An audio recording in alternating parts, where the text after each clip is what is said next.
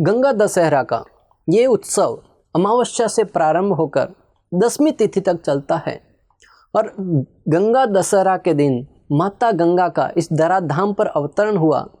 इस विशेष उत्सव के रूप में ही गंगा दशहरा का उत्सव मनाया जाता है।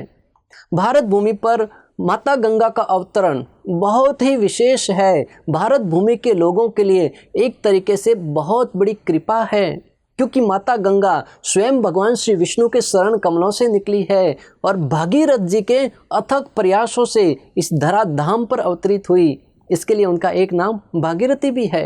और जब वो स्वर्ग लोक से इस धराधाम पर अवतरित हो रही थी, उस समय उनके वेग को कौन संभालेगा, अन्यथा वो सीधा पाताल लोक में प्रवेश कर जाती।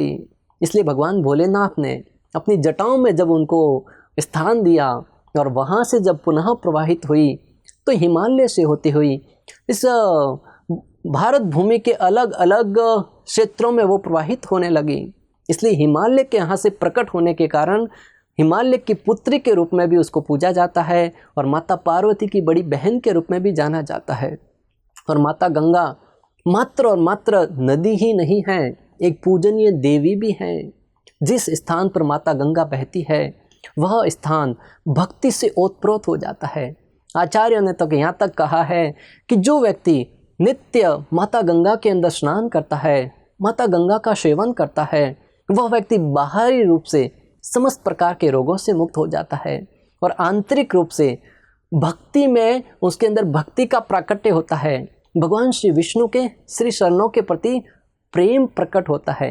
अतः हमें चाहिए कि माता गंगा के इस उत्सव को बहुत ही हर्षोल्लास के साथ मनाएं।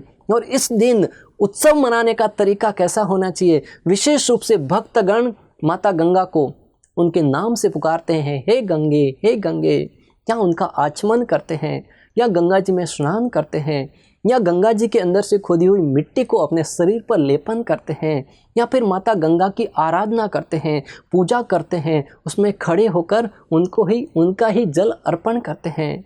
इस तरीके से हम माता गंगा को प्राकट्य दिवस पर उनकी पूजा करके, उनकी आराधना करके उनसे निवेदन करें कि हे माते, जिस प्रकार आप भगवान श्री विष्णु के श्री चरणों में स्थित रहती हैं, हमें भी भक्ति में जीवन के द्वारा भगवान श्री विष्णु श्री कृष्ण के श्री चरणों के प्रति प्रेम प्रदान करें। निश्चित रूप से माता बहुत कृपालु है। इस जगत में हम देखते हैं कि प्रत्येक वह माता अपने संतान पर कृपा करने के लिए हमेशा आतुर होती है। तो हम भी जब श्रद्धा भाव से, प्रेम भाव से माता गंगा को निवेदन करेंगे, निश्चित रूप से माता गंगा हमारी प्रार्थनाओं को सुनेगी और हमें भगवान श्री विष्णु की अहेतु की भक्ति प्रदान करेगी। माता गंगा का विवाह राजा शांतनु से हुआ। उनके संतान के रूप में बहुत ही महान सूरवीर भीष्म पितामह का प्राकट्य हुआ, जो आगे चलकर पांडवों के पूर्वज के रूप में देखे जाते हैं। और उन्होंने अपने पराक्रम से, अपनी शक्ति से समस्त प्रकार के राजाओं को शक्तिहीन कर दिया।